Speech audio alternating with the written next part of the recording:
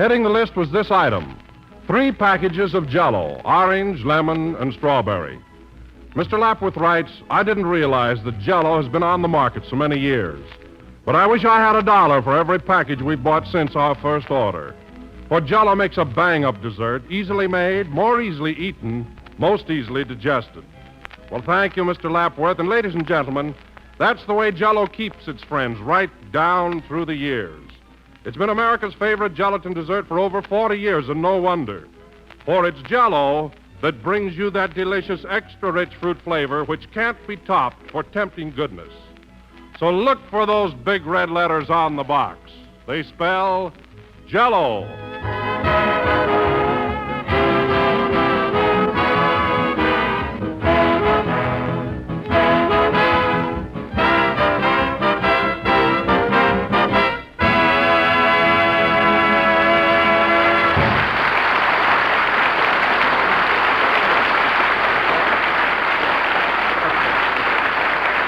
That was Jericho, played by the orchestra. And now, ladies and gentlemen, we bring you our master of ceremonies, that suave comedian and sophisticated humorist, Maxwell Stroud.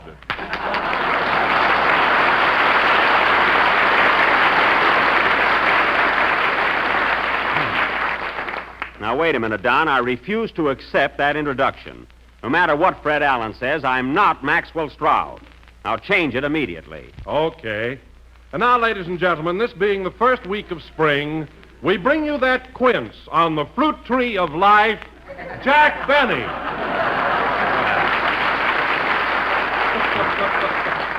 That's better. Anyway, Jello again, this is Jack Benny talking, and Don, thanks very much for that royal introduction. It was awfully nice of you to call me a prince. Oh, don't mention it. I'll see you later. But you're right, Don. Spring is here. Flowers are blooming, trees are budding. It's getting warmer every day. It sure is. Oh, by the way, Jack, have you taken your long underwear off yet? No, I always unveil in April. But you know, Don, this spring weather has done my cold a world of good. I tell you, it's simply marvelous to be living here in sunny Los Angeles. Yes, sir. Sunny? Why, Jack, there hasn't been any sun here in over 2 weeks. Of course not. It's gone to San Francisco for the fair. But it'll be back. I am looking much better, though, don't you think? Oh, you certainly are. And incidentally, how's Carmichael, your polar bear? Oh, he's fine, Don. Getting along swell now. You know, I've been taking him out for long walks nearly every day. You and the bear? Oh, sure. And you know, Don, I was so embarrassed yesterday. So we were strolling down Hollywood Boulevard, and all of a sudden, Carmichael pulled out a tin cup. Oh, I don't know where he got it. Not much, you don't.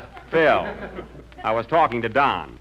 But as long as you're here, I want to thank you for taking my place on the program last week when I was sick in bed. That's all right, Jack. Say, those jokes of mine were pretty hot, weren't they? Hot? They were warmed over, if that was the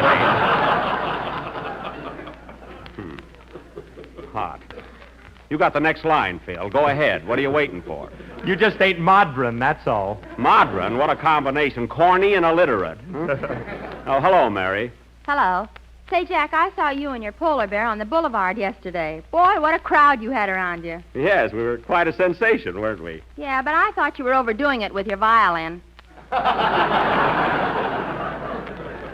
Now, Mary, don't jump at conclusion. It just so happens that I was taking my violin to the repair shop. Sounded all right to me. Now, Mary, don't make up things. You know very well I was not playing that violin. Then why was the bear dancing? Because the pavement was hot, and keep still. Gee whiz, the way you're questioning me, you think I didn't have an amusement license. Now, let's forget it. What territory are you working next week? Westlake Park. Will you be there? We start out with a program about spring, and here we are in Westlake Park. Shall I unpack the lunch? Now, stop this. Phil, I think you better play a number before the ants spoil our little picnic. Okay. Oh, no, you don't, Phil Harris. I just wrote a poem about spring, and you're all going to hear it. Now, Mary, we're not going to listen to a lot of... You are, too. Oh, all right. Get it over with. What's the title of your poem? When it's springtime in the Rockies, I will throw some rocks at you. Now, there's a sentimental thought. Go ahead, Mary. Winter, you have gone away. Where you are, I cannot say. But spring is here, and birdies sing. Gee, I'm happy, pling, pling, pling.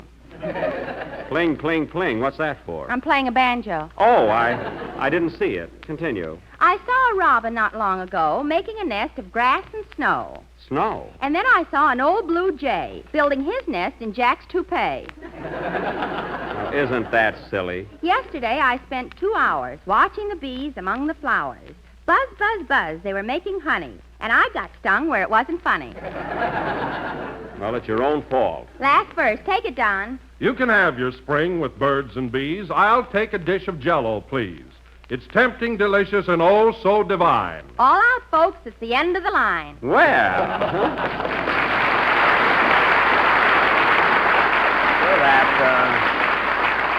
That was very good, both of you. Now, Phil, if you'll put down your nail file, how about a number? What's it going to be? I'm going to play a little ditty entitled, We Don't Know Where Mom Is, But We've Got Pop on Ice. Ooh. Phil, now you pick up that baton and redeem yourself. We got Pop on ice.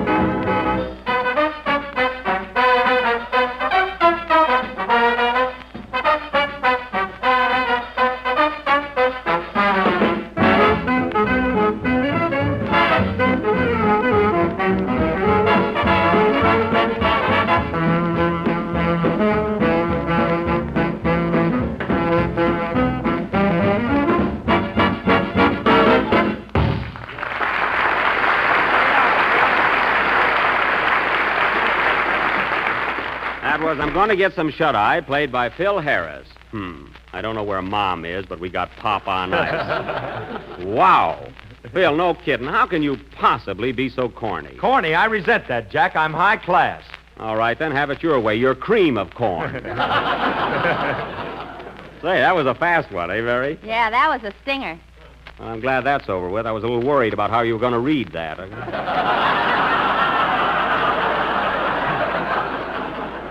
And now,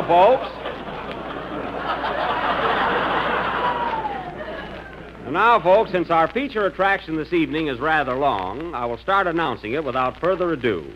Tonight, the Busy Benny Bumpkins will present a hotel mystery drama entitled... Say, Jack, look at Kenny standing over there biting his nails. Oh, yes. Hello, Kenny. Hello. What's the matter with you?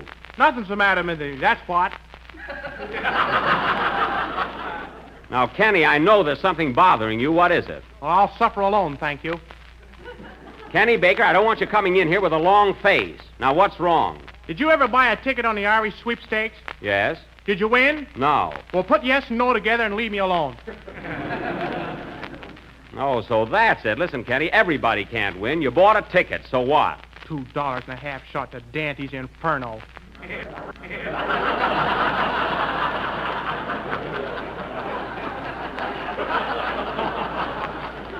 All right. Don't be such a hard loser.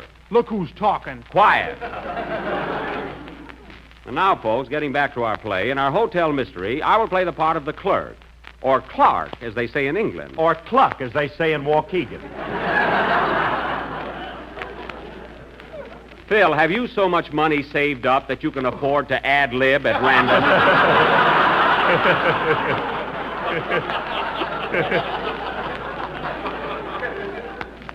If not, I would suggest less levity. Now, let's see. I'm going to be the clerk, and Mary, you're going to be the telephone operator. Okay. Say, Jack, why don't you be the house detective? Because I don't want to, I'm going to be the clerk. Gee, 2 flat feet gone to waste. Never mind that. Now, this murder mystery will go on immediately. I'll never eat another Irish potato, believe me. Kenny, will you forget about that sweepstake ticket? Now, folks, as I've been trying to say, this murder mystery will go on immediately after... Come in? Pardon me, is this the Jello program? Yes, it is. What can I... Well, of all people, Ed Sullivan. How are you, Ed? I'm fine, Jack. How are you?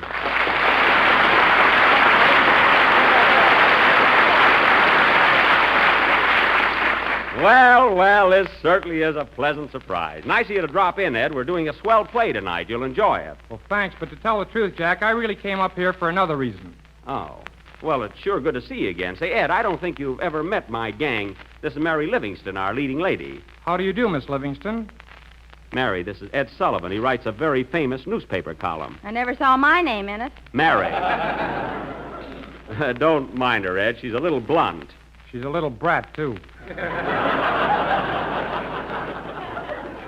Yes. Yes. She is. Now, there are Don Wilson and Phil Harris. Harris is the one with the false eyelashes. Right there. Oh, I know them both. Hiya, fellas. Hi, Ed. And, oh, yes, I want you to meet our young tenor, Kenny Baker. Kenny, this is Ed Sullivan. Hello, Kenny. Oh, an Irishman, huh? Give me my $2.50 back. Kenny. Mr. Sullivan has nothing to do with the Irish sweepstakes. You see, Ed, he's a little upset because he didn't win. Oh, come now, Kenny. I bought a ticket and I didn't win either. Oh, a sucker, huh? Kenny, I've had about enough from you. Now go over in the corner and lay down. Jolly little troupe you have here. Yes. Well, Ed, we're just about to put on our little play, so sit down and make yourself comfortable. Now, wait a minute, Jack. I didn't come up here to watch your program. I'm here as a reporter. Oh. Well, what's on your mind, Ed? I want to get the lowdown on this Maxwell Stroud stuff. Now, what about it? Are you Jack Benny or Maxwell Stroud? Ed, believe me, I'm Jack Benny. And until 2 weeks ago, I never even heard of Maxwell Stroud. Well, last Wednesday night, Fred Allen had the real Jack Benny on his program, and a notary public from Waukegan to prove it. Now, wait a minute, Ed. You and I have been friends for a good many years. We started on our careers at the same time. We've palled around together from the bright lights of Broadway to the battle-scarred trenches of France. I don't remember that. Well, we've stuck together through thick and thin, you and I, the two of us. We've called each other buddy. Now, whom do you believe, me or the notary? The notary, buddy.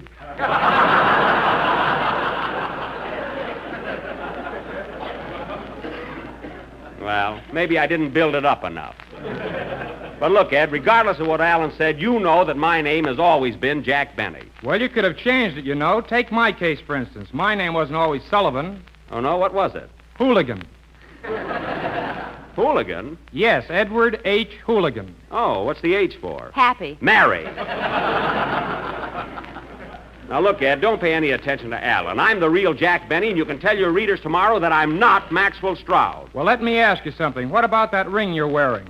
What about it? Well, what does that MS stand for? Mostly silver. It does not. That MS on my ring stands for Master of Ceremony. Master of Ceremonies?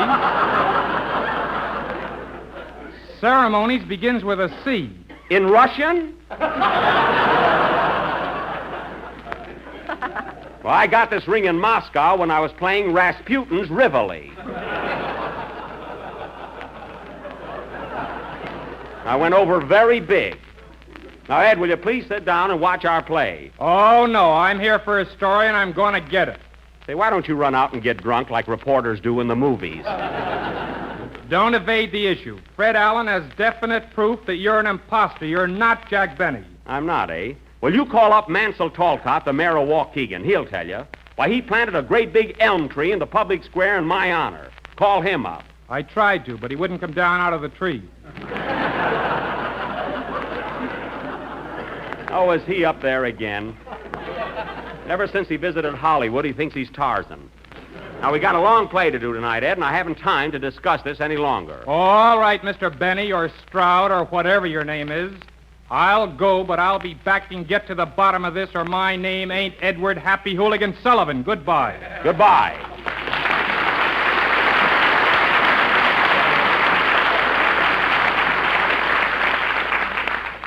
What a prying prunella. Why, if I were you, Jack, I'd have punched him right in the nose. Now, Mary, how could I hit a man wearing glasses? He wasn't wearing glasses. Well, I am. And now, folks, our hotel mystery will go on immediately after Kenny Baker's song. Go ahead, Kenny. How can I sing when my money lies over the ocean? Sing, Kenny. I've had enough for one day. And where's my cigar?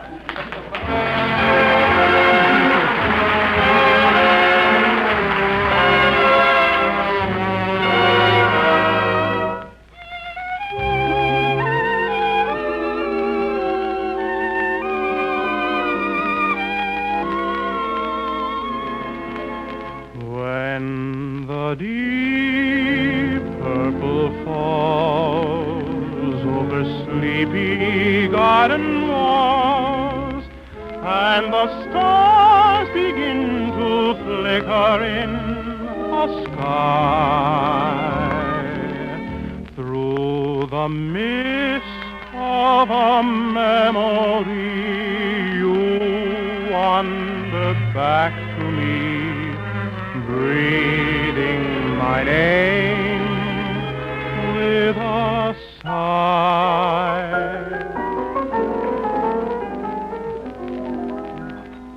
Now the sun is sinking low, and twilight steals across the darkening sky. As I loved you long ago, so now my love betrays me with a sigh. Love, come to me again, come to my arms forever. Like the stars fade with the dawn, so I awake and found you gone away, far away.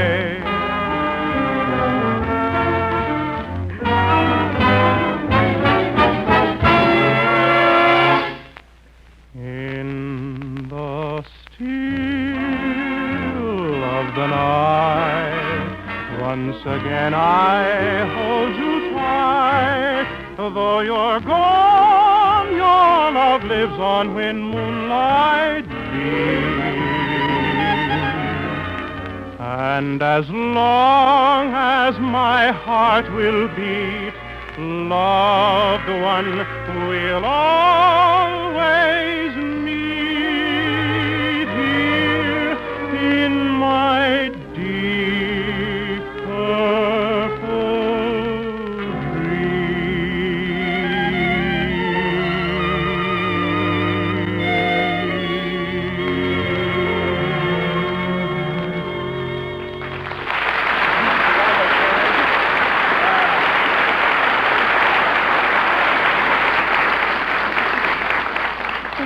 That was Deep Purple, sung by Kenny Baker. And now, ladies and gentlemen, for our play. That great hotel mystery entitled... Or... Now, the scene of our drama is the lobby of the Hotel Chafing Dish, located in the thriving little town of Sterno, Pennsylvania. It is a dark and stormy night. Outside, the wind is howling and whistling.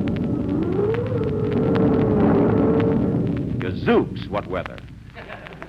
It is 8 p.m., just 1 hour before the stroke of 9. What happened then? Nothing. Curtain. Music.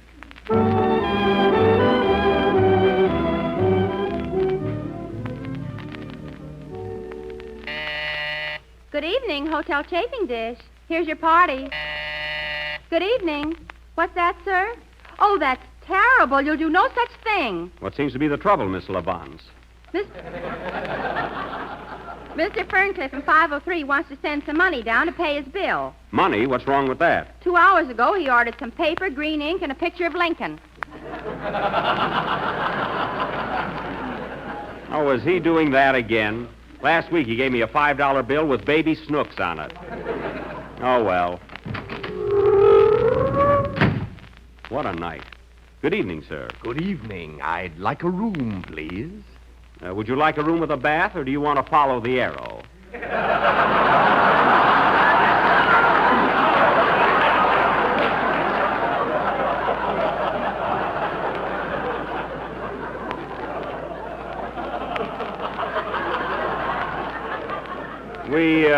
We have both. It doesn't matter. I won't be here long. I see. Front, take this gentleman's luggage up to 401. Be careful of that alligator bag. It hasn't had lunch yet.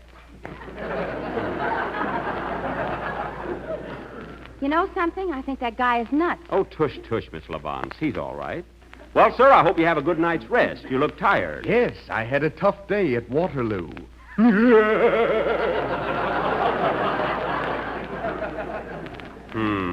That three-cornered hat should have tipped me off. Yes? Pardon me, but the folding bed in my room is stuck, and I can't get it down. We'll take care of it, Mr. Baldome. Thank you. Goodbye.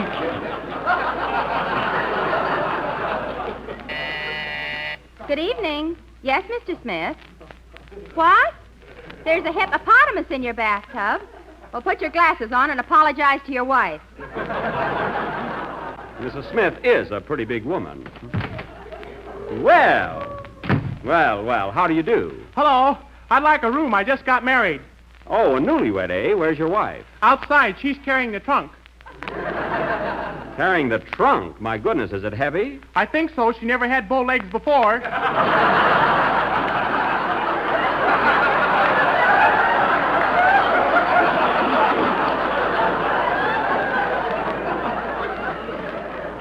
Here she is. You can put it down now, Sophie. Thanks, Waldemar. You're so considerate. Say, you got her trained early, haven't you? Yeah. You ought to see me balance a ball on my nose. Balance a ball? It's the only seal I ever saw with a rabbit coat. Quiet, Miss Lavance. What sort of a room would you folks like? We want the bridal suit. Suit?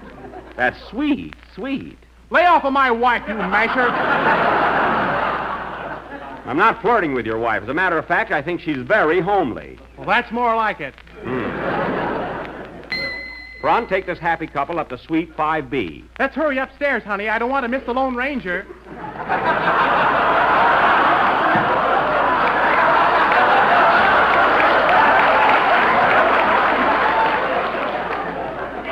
Oh, I'm following that, too. Good night, kiddies. Good night. Hi-ho, Silver!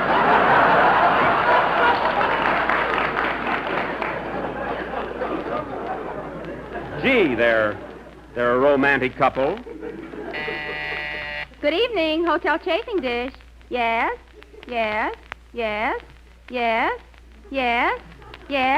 Who are you saying yes to? My darling daughter. Oh, how is Joni? Pardon me, but the folding bed in my room is still stuck, and I can't get it down. I'll get to it as soon as possible, Mr. Baldome. Please do. Goodbye. Charming fellow. Well, more business. Good evening. I'd like to get a room. Yes, sir. What's your name, please? Bill Harris. Oh, you better have baggage, brother.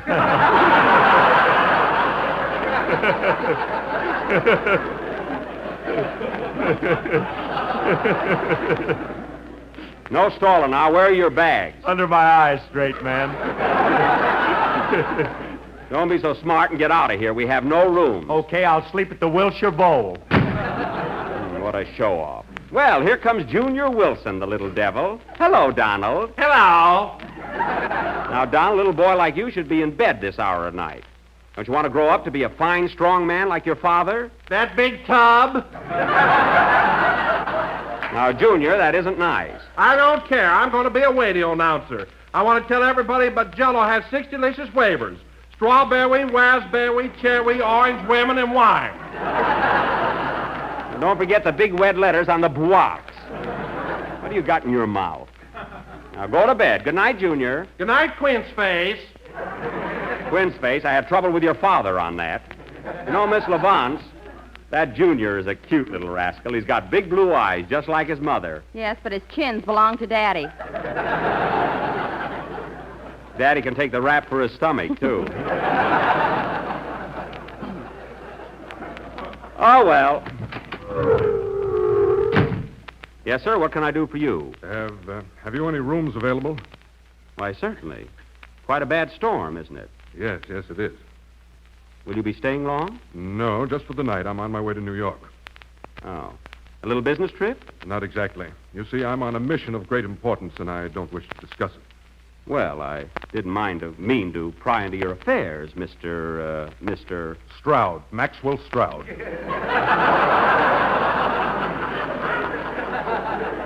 Maxwell Stroud? Well, slap me down and call me grumpy.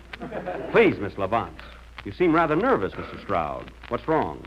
Can I trust you, young man? Definitely. Well, for 2 weeks now, a certain well-known radio comedian in New York City has been perpetrating a vile and vicious slander. Yes? He claims that a certain Jack Benny, whom he hates... Yes, I know. ...is not Jack Benny at all. Yes. But really Maxwell Stroud. But you are Maxwell Stroud. Exactly. And when I get to New York, the whole world will know of the cheap trickery that's been foisted on the public by this nasal buffoon. Well, I'm with you, Mr. Stroud. Here's the key to your room. Thank you. By the way, are you acquainted with Jack Benny? No, but I understand he's revolting. Good night.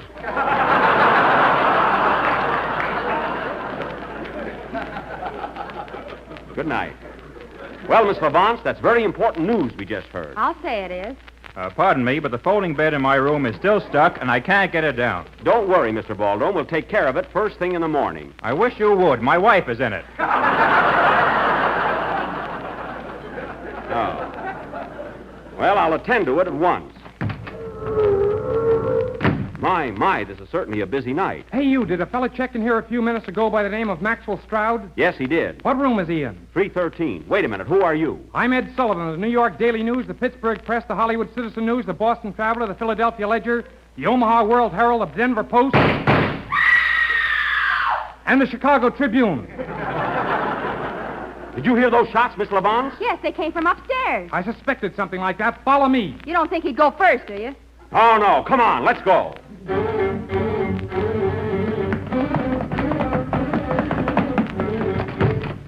Good heavens.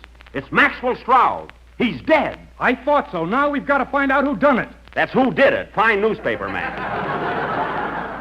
But who in the world would want to kill Maxwell Stroud? Look!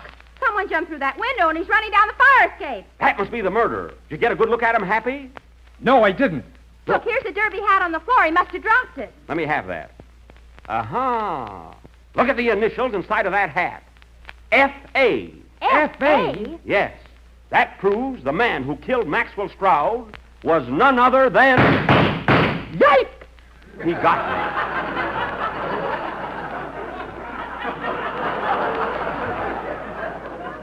Ooh.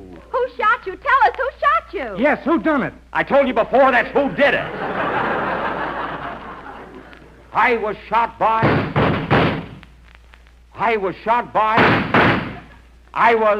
Oh, nuts. Play, Phil.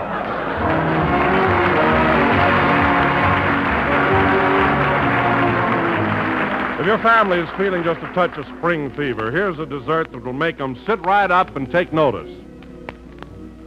It's the most delicious butterscotch pie that ever nestled in a crisp brown pie crust, or you make it with Jello butterscotch pudding. And let me tell you, it's a treat. Creamy, smooth, and golden, tempting to look at and taste, rich with true butterscotch flavor, the real old-fashioned kind. And it is easy as pie to make. No fussing around with the filling, for you just prepare your Jello butterscotch pudding as usual, according to the simple directions on the package.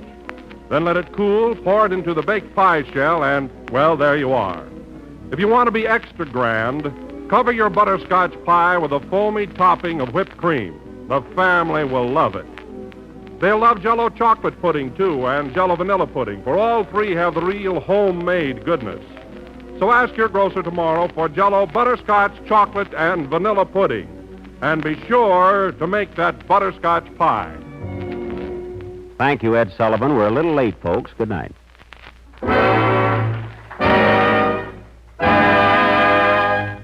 J-E-L-L.